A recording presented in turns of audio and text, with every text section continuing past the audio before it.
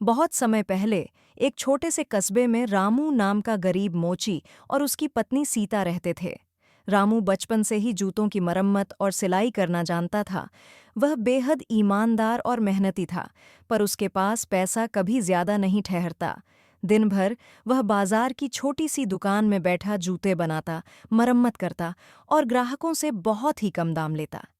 उसकी यही ईमानदारी उसकी सबसे बड़ी पूंजी थी, पर इसी वजह से कई बार घर चलाना मुश्किल हो जाता। गरीबी का आलम धीरे धीरे हालात इतने बिगड़ गए कि रामू के पास सिर्फ इतना चमड़ा बचा था जिससे एक जोड़ी जूते बन सकते थे। रात को उसने उस चमड़े को अच्छे से काटा और कहा, सीता, अब कल सुबह मैं इसे सी कर बेच दूंगा, शायद इससे घर का चूल्हा जल सके। सीता ने मुस्कुराते हुए कहा, हिम्मत मत हारो रामू, भगवान देख रहा है। मेहनत करने वालों को कभी खाली हाथ नहीं लौटाता। और फिर दोनों सो गए। सुबह जब रामू उठा और अपनी मेज पर गया तो हैरान रह गया। जहां उसने कटा हुआ चमड़ा रखा था, वहां अब एकदम नया, चमकदार और सुंदर जूते का जोड़ा रखा था। वो इतने अच्छे बने थे कि जैसे किसी महाराज के दरबार के लिए बनाए गए हों। रामू को अपनी आंखों पर विश्वास नहीं हुआ। उसी दिन एक अमीर व्यापारी उसकी दुकान पर आया। उसने जूते देखे और बोला, वाह, ये तो सबसे बेहतरीन जूते हैं जो मैंने कभी देखे। कितने के दोगे? रामू ने ठीक ठाक दाम बताया। व्यापारी ने तुरंत पैसे दिए और जूते खरीद लिए। इतने पैसे मिल गए कि रामू ने घर के लिए अनाज भी खरीदा और नया चमड़ा भी। रामू ने फिर वही किया। रात को चमड़ा काटकर मेज पर रखा और सो गया। सुबह देखा, फिर से नए और शानदार जूते तैयार थे। यह सिलसिला कई दिनों तक चलता रहा। रामू और सीता अब धीरे धीरे अमीर होने लगे। उनके घर में खाने पीने की कोई कमी नहीं रही। रहस्य जानने की चाहत एक दिन सीता ने कहा, रामू, क्या तुम्हें नहीं जानना कि हमारे लिए ये जूते कौन बनाता है? रामू बोला, हाँ, ये तो सच में अजीब बात है। आज रात हम छुपकर देखेंगे। उस रात दोनों ने दिया बुझा दिया और पर्दे के पीछे छुप गए। आधी रात को दरवाज़ा अपने आप खुला और दो छोटे छोटे एल्व्स अंदर आए। वे नंगे पैर थे, पुराने फटे कपड़े पहने हुए, लेकिन उनकी उंगलियां इतनी तेज और निपुण थीं कि पलक झपकते ही जूते तैयार कर दिए।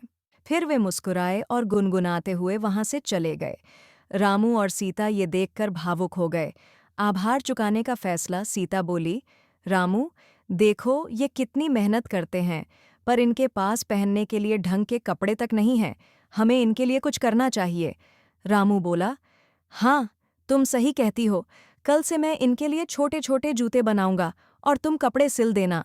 कई दिन मेहनत करके रामू और सीता ने एल्व्स के लिए सुंदर छोटे छोटे कपड़े, कोट और जूते बनाए। उन्हें मेज पर रख दिया और फिर पर्दे के पीछे छुपकर बैठ गए। एल्व्स की खुशी, आधी रात को एल्व्स आए। जैसे ही उन्होंने कपड़े और जूते देखे, उनकी आंखें चमक उठीं। उन्होंने कपड़े पहने, जूते डाले और खुशी से नाचने लगे। वे गा रहे थे, अब हम मोची नहीं, सज्जन लोग बन गए। अब रात भर काम नहीं, हम दुनिया घूमने जाएंगे। वे खुशी से हाथ पकड़कर कमरे में नाचते रहे और फिर अचानक दरवाजे से बाहर निकल गए। उसके बाद वे कभी वापस नहीं आए। हालांकि एल्व्स फिर कभी नहीं आए, लेकिन अब रामू और सीता के पास इतना पैसा और नाम हो चुका था कि उन्हें किसी चीज़ की कमी नहीं रही। रामू ने मेहनत और ईमानदारी से काम जारी रखा। लोग दूर दूर से उसके जूते खरीदने आते, और सबसे बड़ी बात, उसने कभी उन छोटे एल्व्स की मदद और दया को नहीं भुलाया। कहानी की सीख, मेहनत और ईमानदारी हमेशा रंग लाती है। जो लोग आपकी मदद करें, उनका आभार जरूर चुकाना चाहिए। दूसरों की भलाई करने से खुशी कई गुना होकर लौटती है। और ऐसी स्टोरी देखने के लिए चैनल पीआर बने रहे। जल्दी ही अगली स्टोरी अपलोड होगी।